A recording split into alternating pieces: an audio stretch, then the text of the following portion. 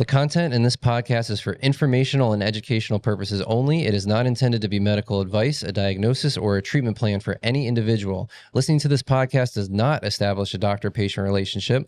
Always consult your own qualified healthcare provider before making changes to your health, medication, or lifestyle. By choosing to listen further, you acknowledge and agree to these terms. Welcome to Feeling Good, Feels Good with Dr. Tripp.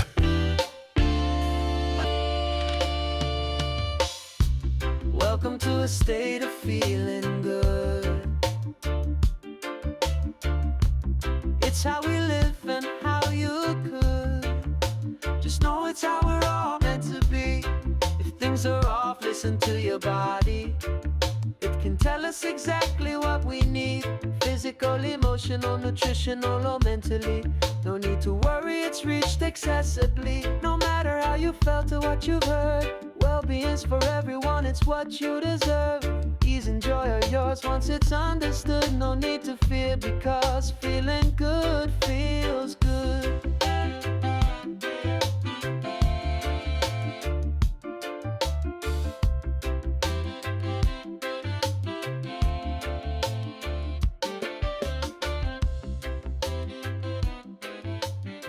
Welcome into Feeling Good Feels Good. I am your host, Dr. Tripp. This is the podcast where we talk about total wellness and outright wellness. We look at wellness through four major categories: mental and emotional health, physical health, chemical and nutritional health, as well as lifestyle, habit, and environmental health. Today, we have an episode on physical health. You've probably heard somebody tell you you need to strengthen this part of your body. You've probably heard that weakness here leads to other problems, including back pain, poor posture, injury, and all sorts of other things. If you haven't guessed it yet, we're talking about the core. Today, we're going to go into detail about what the core actually is. It's a buzzword that we hear a lot, but what is the core and why is it so important? We're going to discuss who has weak cores, what it feels like if you have a weak core, where the frenzy about core strength come from, and whether it's valid, how different practitioners look at the core of the body and what it means in different fields. And we're even going to end with some real action steps so that you can start having a healthier core today. So something that you've probably heard a lot, whether it's from somebody else or you're telling yourself this, is you need to strengthen your core. But what does that actually mean? And does it even really matter? If you ask most people what the core means, they'll probably point to their stomach or their abdominal muscles. In popular media, the core has come to mean abs. But in reality, the core of the body is much more than one muscle group. And its roots come from helping people function in daily life, not from bodybuilding. The term core stability started showing up in the late 1980s and the early 1990s, especially how it relates to chronic lower back pain. One of the most influential research groups in this core stability frenzy came from the University of Queensland in Australia. Doctors Paul Hodges and Carolyn Richardson conducted studies looking at muscle activation patterns. What they found was really interesting. In healthy individuals, one of the deep abdominal muscles, known as the transversus abdominis, acted before any other muscle during leg or arm movement. Basically, when healthy individuals tried to move, the transversus abdominis muscle would fire first before the movement to stabilize the spine and protect the lower back. But in people with low back pain, this initial firing by the abdominis muscle was absent or greatly decreased. This was one of the early clues about a deep stabilizing system protecting our spine. They began to refer to these muscles as the stabilizing system. This included the transversus abdominis, the multifidi muscles, which are small muscles along the spinal joints, the pelvic floor muscles, as well as the diaphragm. Over time, this group of muscles began to become known as the core. This term grew in popularity, especially in circles like rehabilitation, physiotherapy, as well as Pilates. What started as research for chronic back pain for desk workers spread into the worlds of fitness, sports performance, and gyms and training everywhere. The idea of core strength hit the mainstream in the early 2000s, especially with the rise of things like Pilates, yogas, and functional training. Somewhere along the line, in some circles, this message got shortened into just core and became synonymous with abdominal muscles, visible abs, and particularly the rectus abdominis, which was not even in the initial studies done in the early 90s. But the data and the message from these studies did not get completely lost. Rehab professionals, physical therapists, chiropractors continue to use this helpful information that the core is not about brute strength and visible muscle tone, but more about subtle, sometimes even involuntary muscle coordination and muscle activation. These days, this information is still used, and a common analogy for the core is actually a canister. If you think about the top of the canister as the diaphragm, the bottom of the rib cage, the bottom of the canister as the pelvic floor muscles, the abdominal wall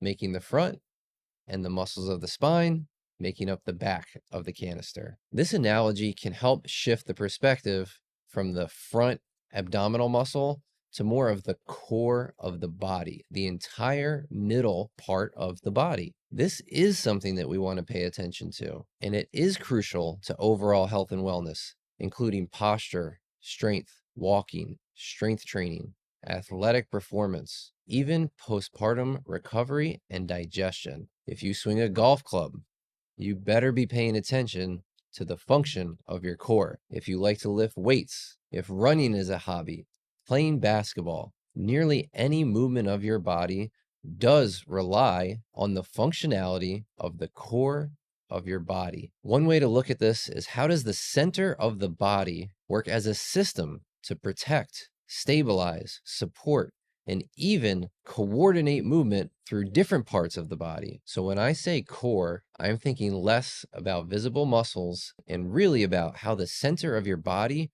works as a unit to support you. While when we talk about the core, we will have to talk a lot about muscles.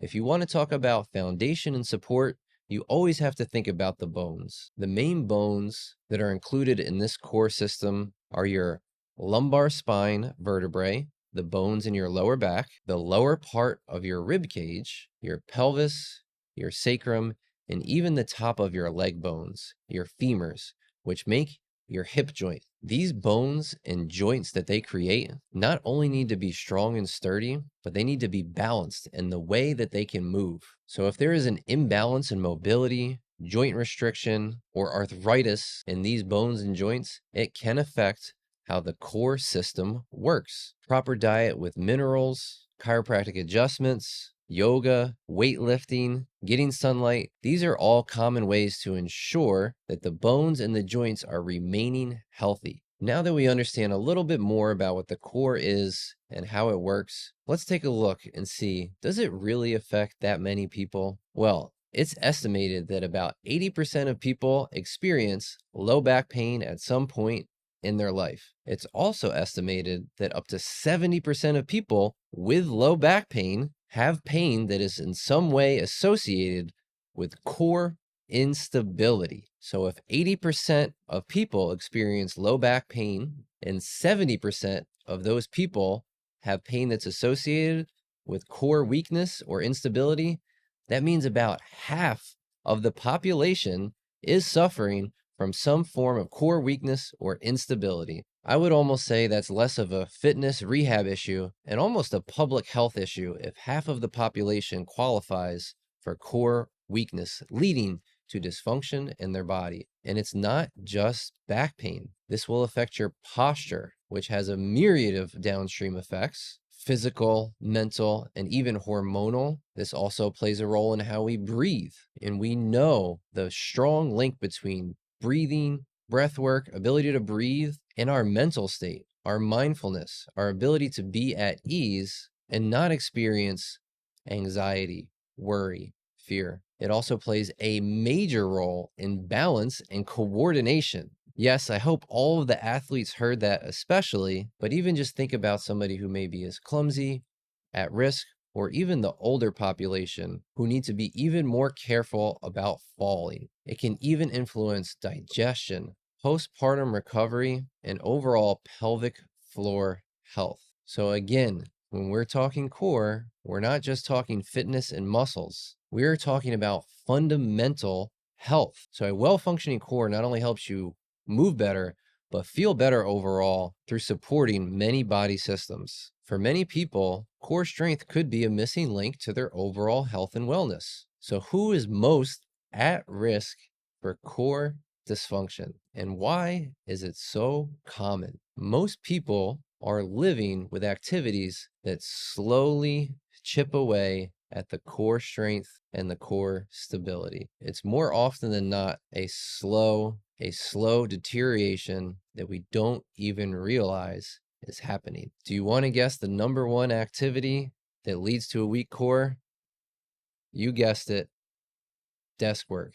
Sitting down for extended periods of time. Sitting at a desk in slouch posture places the hips in a constantly flexed position, and the pelvis is often tucked under and the spine is rolled forward. In this position, the deep muscles of the core are barely engaged, and over time, they become weak from underuse from sitting. Driving is very similar. You are sitting, but there's even added asymmetry. One foot is pushing the pedal, one foot is not. One arm is on the steering wheel, one arm is not.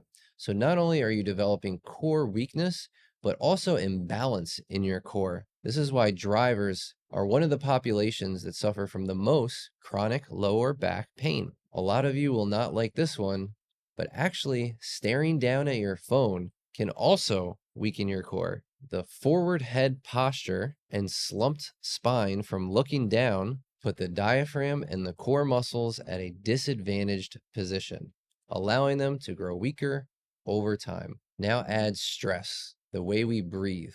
This is a big one that gets overlooked. When we are stressed, our breaths tend to become shallow and rapid, and we use the top of our lungs, our chest muscles, the top of our rib cage to breathe, and the diaphragm becomes atrophied, unused, and weak as well. This can lead to not only neck and shoulder pain, but also low back pain. If you are somebody you know is sitting and under stress and complaining of neck and back pain, we can start to understand the picture of why that's happening. But it doesn't need to be the end of the story. We are going to give you tools and tips that you can put into action right away. Sedentary lifestyle and overall lack of movement contribute to core weakness. And another population that is at risk for symptoms from core instability and weakness are postpartum patients. More than stretching and release and yoga, I'm actually recommending strength movements, pelvic floor PT, rehab, strength training, weightlifting to an extent to my postpartum patients. Okay, with all that information, let's quickly review what it might feel like or how you would understand if you are suffering from core instability. Poor posture and inability to stand for periods of time is a key indicator. If you feel unstable, weak, and experience low back pain from standing for more than just a few minutes, there is likely some instability and weakness in your core muscles. If you feel tension with breathing, particularly in your upper back, shoulders, or collarbones, likely your upper body is doing a lot of the breath work, and the part of the breath coming from core movement has been disengaged. Back pain with lifting is a key indicator of core weakness. Whether it's a barbell, a laundry basket, your own children, or just bags of groceries, if your core isn't bracing properly, likely you are going to have low back pain with lifting to various degrees. If your core is extremely weak, you might feel pain even just bending or lifting very light weight. If you're at the beginning stages of your core disengaging and becoming less stable, you might notice this, but only when lifting heavier weighted items. And the number one clue that I see to tell me that somebody has weakness in their core is inability or difficulty standing up from a seated position. We may have experienced this, or we may have just seen somebody experiencing this. You know what it looks like They get out of the chair and they're still bent forward. They're groaning. They're pushing their body up using their hands on their knees. And sometimes they have to get up one side at a time. So what's really going on here? Well, there are two major things at play. One, the deep muscles of the spine and the core are unable to quickly and easily lift this person into standing posture. Secondly, there is some compensation from a group of muscles called the hip flexors. When the deep core muscles are disengaged and we do any movement where the spine becomes at risk, the body will still try to protect it using whatever muscles it can recruit. And for people who are sitting down, this is the hip flexor muscles. These muscles keep the hip flexed. When we're seated, our hips are in a flexed position. So these muscles become strong and very accustomed to being in this shortened, flexed posture. So when we try to stand up and unflex our hips, not only are these muscles extremely tight, forcing this person to push through muscle tension, but the muscles that are supposed to help this person are weak and disengaged, causing there to be a lot of difficulty pushing themselves up from sitting to standing. The basic three powerlifting movements, deadlifting, squatting, and lunging, can be extremely difficult with core weakness. So the key things that I look for are low back pain, difficulty with posture, difficulty lifting, difficulty standing from sitting, or just difficulty standing in general. Frequent low back pain with movement, sport, or physical activity.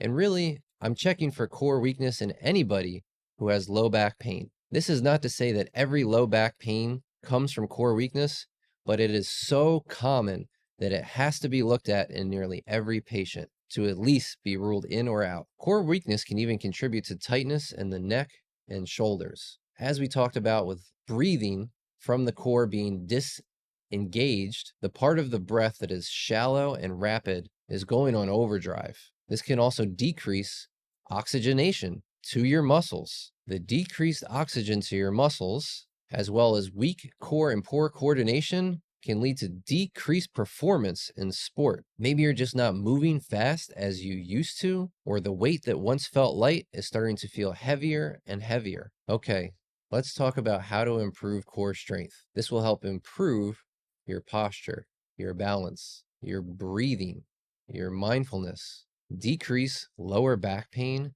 and even help with pelvic floor and digestion function. Let's review the muscles.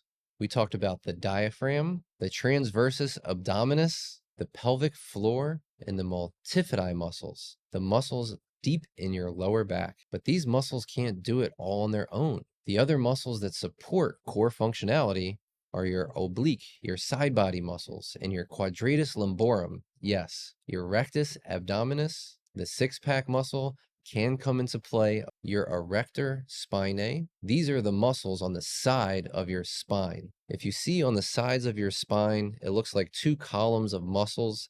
These are your erector spinae muscles. Two other muscles that we need to keep in mind are also your glutes and your latissimus muscles. We all know what the glutes are, and the latissimus muscles are the muscles on the side of your thoracic spine. In my office, Dr. Karpinski, one of our chiropractors, has come up with a zone approach to strengthening the core. I really love this approach because it ensures that you're strengthening each part of your core, and when you focus on one at a time, you can test where your true weaknesses are. So what I'm going to do is I'm going to explain the 4 zones, but I'm also going to give you general movements that can help some people strengthen their core. These must be done correctly. Make sure you're watching good videos, you're being watched by a good personal trainer, physical therapist, chiropractor, some rehab professional. But if done properly, these will help bring stability and strength to your core. Okay, before I get into the zones, let's just rattle off a few of the generally helpful core movements. Dead bugs and bird dogs, planking and side planking, glute bridges and hip thrusts, cable chops, or Palloff press. Palloff press can be even more beneficial through pregnancy. Breath work and diaphragmatic breathing are crucial and foundational movements. Carries, like farmer's carries, suitcase carries, or overhead carries, and graduating to compound lifts, like squats and lunges. So let's talk about the zones. Zone 1 focuses on your lower anterior core, the muscles in the front lower part of your core. Movements like pelvic tilts, dead bugs, and glute bridges. Zone 2, the upper anterior part of your core, the front top part of the core, and the low back. Think about cobra, sphinx pose, child's pose, as well as controlled breathing with leg movement, like a hover. Zone 3 are the obliques or the side body.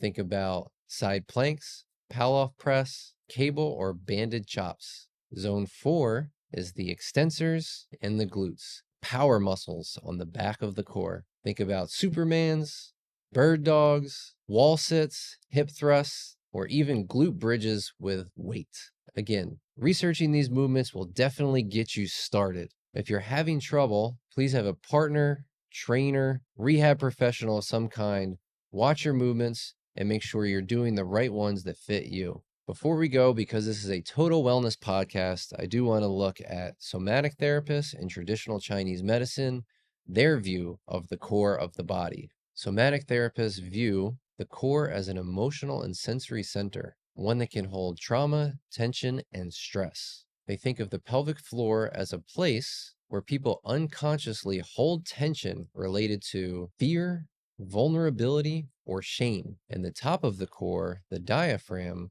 as a place where the body gets stuck in fight or flight mode due to anxiousness and symptoms of anxiety. In traditional Chinese medicine, and again, I'm not an acupuncturist, this is just through research and talking to other brilliant acupuncturists, while they believe the core is a center for stability as well, they also see it as a place where there needs to be flow. A lot of the points in the core are for the kidneys, which correlate with stress regulation, and our spleen, which correlate with energy production. So I hope you enjoyed this episode, have a better understanding about what the core of the body is, why it's so important, and you have some actionable steps that you can do to help improve your core today. I can't wait to see you all next time on the next episode of Feeling Good Feels Good.